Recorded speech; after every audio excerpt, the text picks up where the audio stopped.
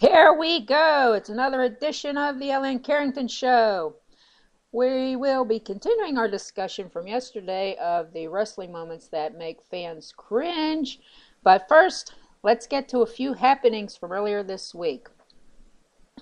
What was Miss Utah thinking about during the USA pageant? Seems no one knows. Miss Utah Marissa Powell was asked a question about gender-based income equality during the interview segment, and her response, quote, "We need to create education better."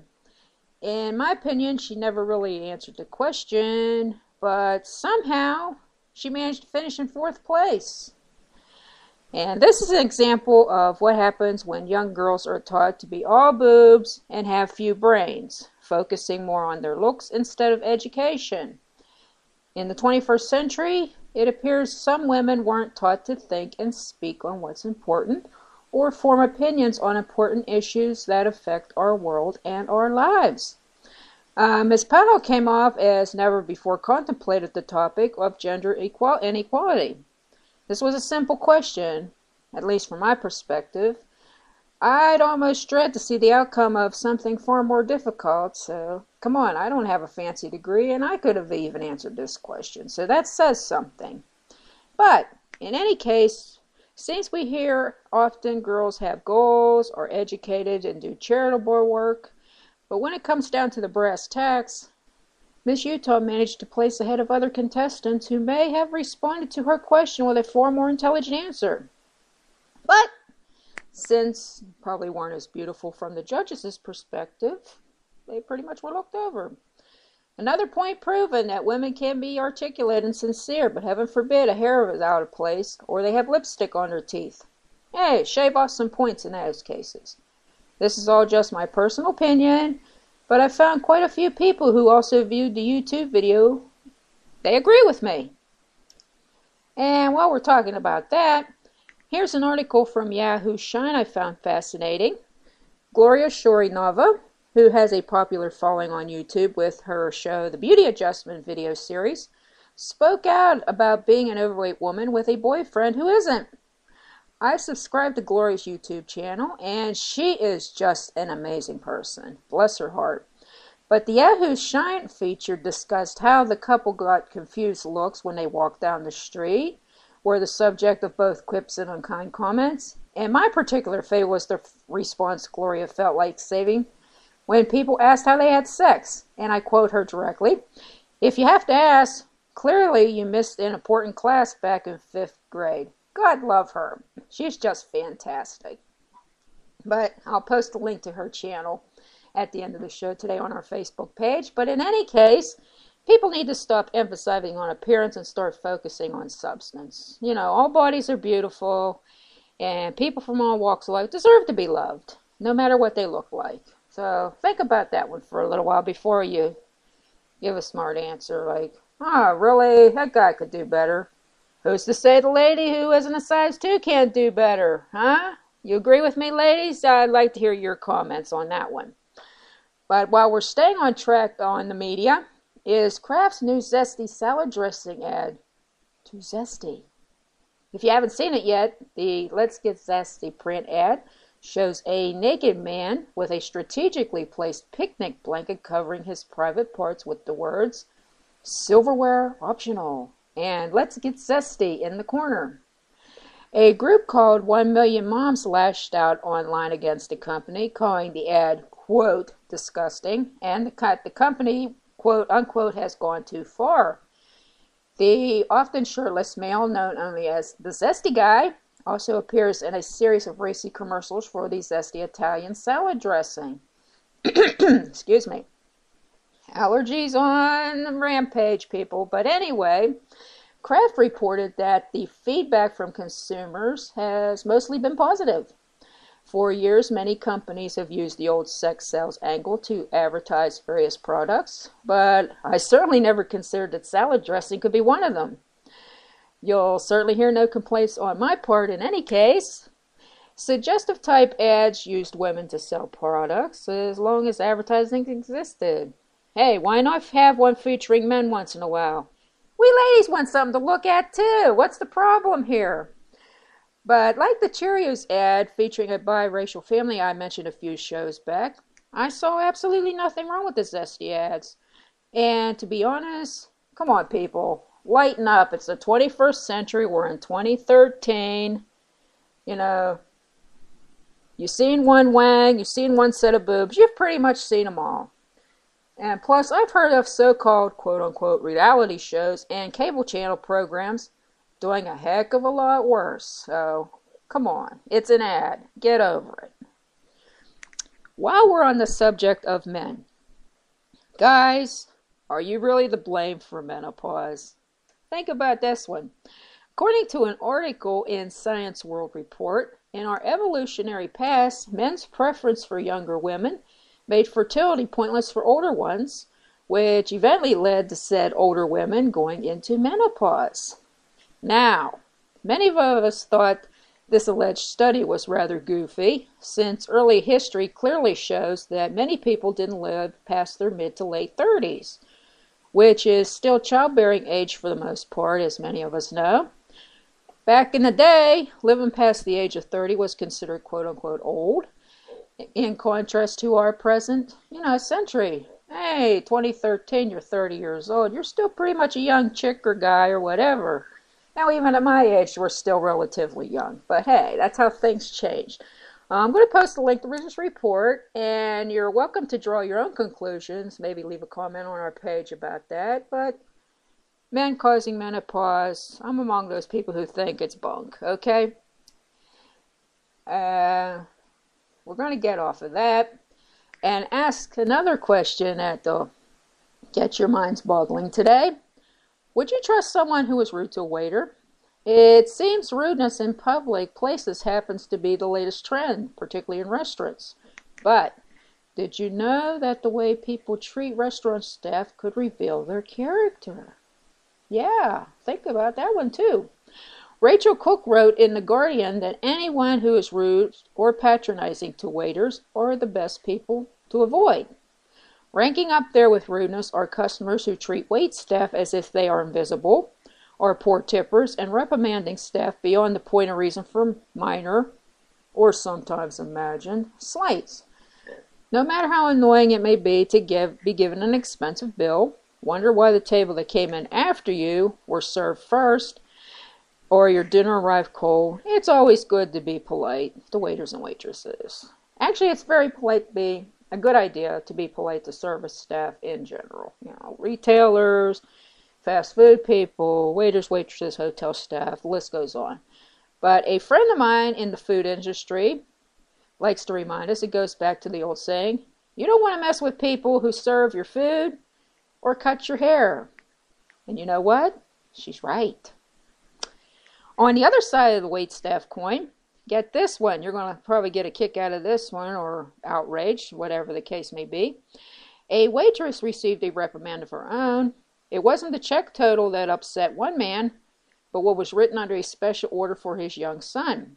Well, he'd gotten special permission to bring his son in to a sports bar and restaurant for a Father's Day dinner. But when he got the check, it was under the one wing sauce, the receipt web, drop the F-bomb here, needy kids. The waitress meant for the expletive to be a joke among co-workers and intended to delete the F-bomb before handing the customer his receipt.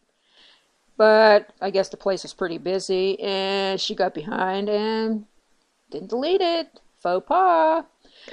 The restaurant manager apologized, but customer was so offended he posted the picture of his receipt to the St. Louis Post-Dispatch's Facebook page. Ironically, guess what the restaurant's name is? Friendly Sports Bar and Grill. Crazy world we live in. And here we go again. Another senseless death attributed to wrestling moves. Warnings of don't try this at home were implemented sometimes back, yet we have a few impressionable youngsters who failed to heed the point. This tragic story comes out of New Orleans. A 5-year-old girl died this past weekend at the hands of her 13-year-old half-brother. He told police he'd been babysitting the girl and wrestled with her using World Wrestling Entertainment style moves. The parents were not at home. You know, they were out, obviously. That's probably why he was babysitting the little girl. But the 13-year-old has been charged with second-degree murder, and if he is convicted, he must serve 35 years before becoming eligible for parole. WWE issued a statement on this tragedy, and the link may be found on the show's Facebook page, along with others I'll post today. You know what? Things like this really sadden me and frightens me at the same time. We as adults really need to stress to kids that what they see on television isn't as simple and harmless as it tends to appear in their eyes. Excuse me. You know, kids are so impressionable, and they kind of view the world a little differently than we adults do. But, you know, these serious injuries, and in this case, death, can result from kids practicing what takes professionals years of experience and a lot of training to obtain. And yes, even they sustain serious injuries from time to time. And there's, oh goodness, if I had $1 for each death there was in the Western world, I'd be a wealthy woman. But talk to your kids. It's important that some things really shouldn't be tried at home, no matter how cool it looks on TV. And I certainly hope that things do work out for these, this kid, even though, he really should have been practicing wrestling moves in the first place. But let's switch to some happier news before getting to the show's main topic for today. I'm excited to report that the Cruiserweight's daughter returned to the Amazon UK, ranks the following on Amazon June 17th.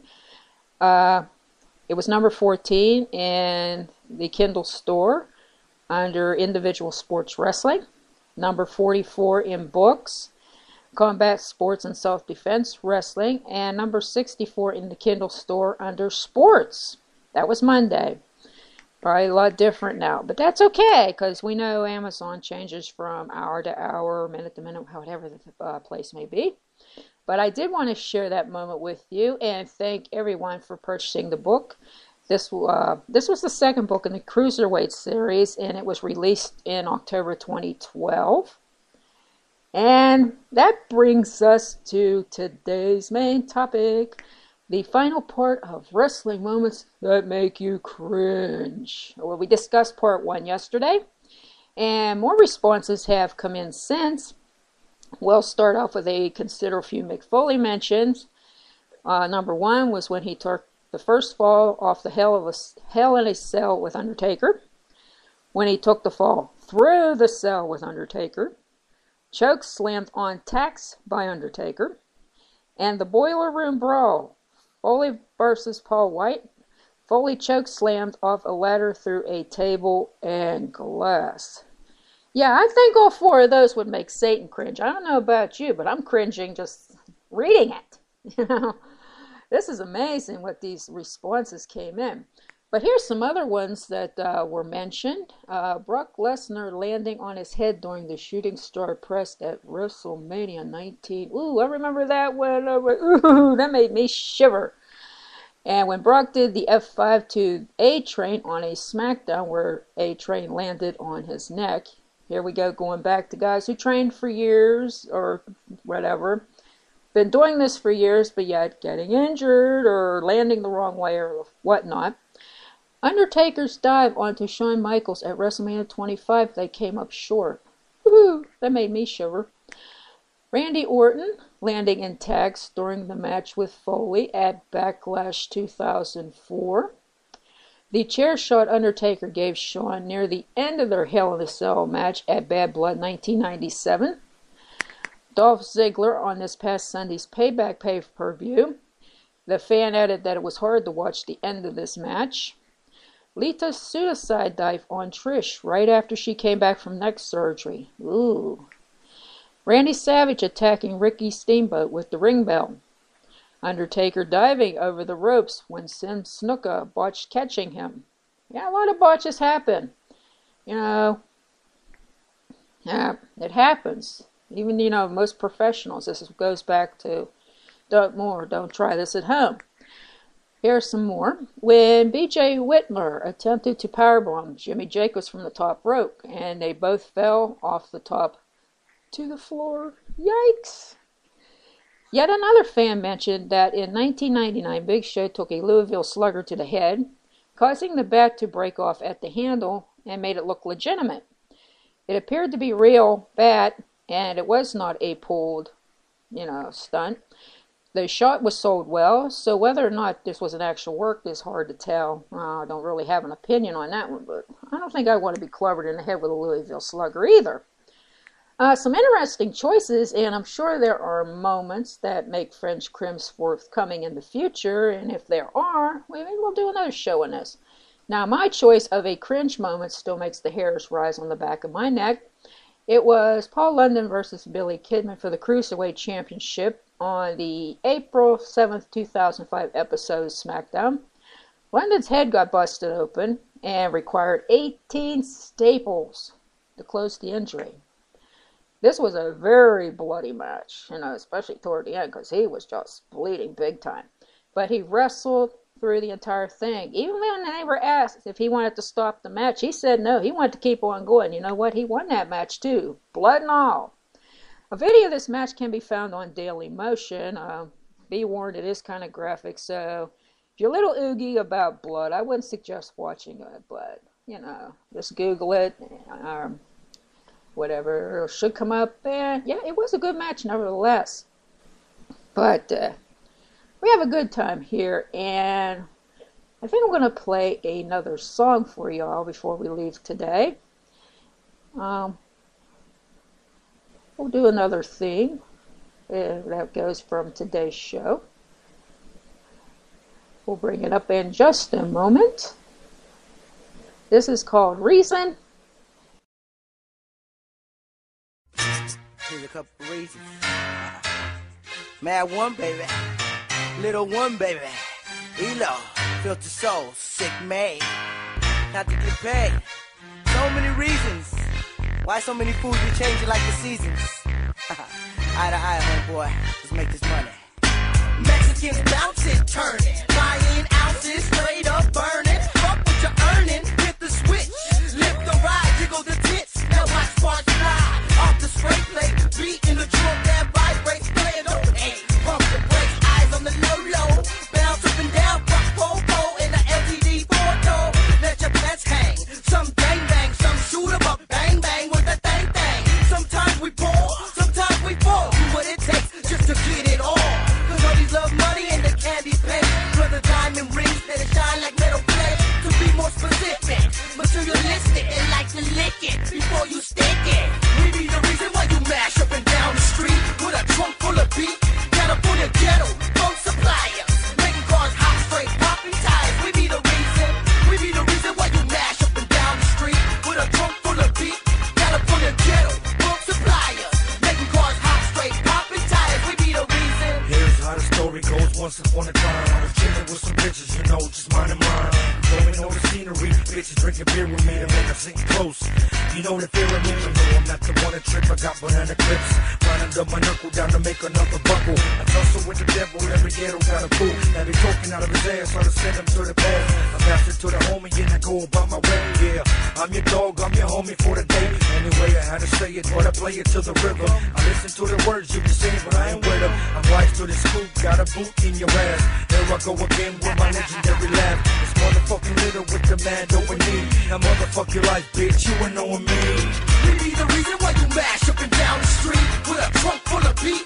California ghetto, phone suppliers, making cars hot, straight popping tires. We be the reason why you mash up and down the street with a trunk full of beat. California ghetto, phone suppliers, making cars hot, straight popping tires. We be the reason. Sitting there wondering what went wrong. So-called homies been doing you all alone. Individual, shady criminal, bitching up, switching up, first runner up, fuck the law. Fighters like us break down walls, no lie. Ask the FBI, watch the lead fly. Quit claiming my space, regardless I'ma shine like a Lolo Satan on lace, keeping a straight face. Life's a gamble, too much to handle. This rap shit can swallow you whole. So recognize the blood flipping off the popo. It's that spiculate, suck my dick in this girl, pull a flip. Police undercover, fucking the innocent with no rubber. I gotta get an injection for the infection, no question. Who's the enemy? Is it those that work and smoke and drink with me? We be the reason why you mash up and down the street with a trunk full of beat. California ghetto, phone suppliers, making cars hot, straight popping tires. We be the reason why you mash up and down the street with a trunk full of beat. California ghetto, phone suppliers, making cars hot, straight popping tires. There we go, another production theme called Reason. Just wanted to make a quick note that I will be off the air on Wednesday, June 26th due to having a prior commitment. However, the show will return, pending any changes, on Thursday, June 27th at 2 p.m. Eastern Time. Until then, I'm going to send you off with another production theme called Psycho.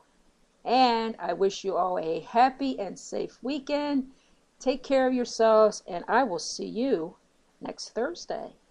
Bye. I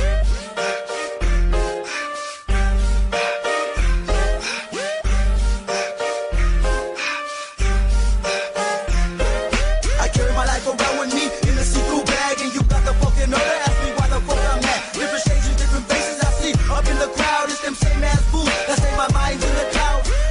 Rocko, how you make this get down? Man, was the name and filter souls are the ones who freak the sound. Booty pulling tricks like the David Copperfield. So let the sun just spill on the 2-inch spill. I slash a rabbit out your hat and choke it. I slash some weed out your pocket and smoke it. Do you really wanna fuck with the bed roll down with the skeleton playing on the cello from the ghetto? 187 if you don't spin the vinyl. Revolutionary mind, but the label me a vinyl. Someone please unchain my brain from the wall. You can blame it on the drugs or you can blame it on the alcohol. Ashes to ashes and back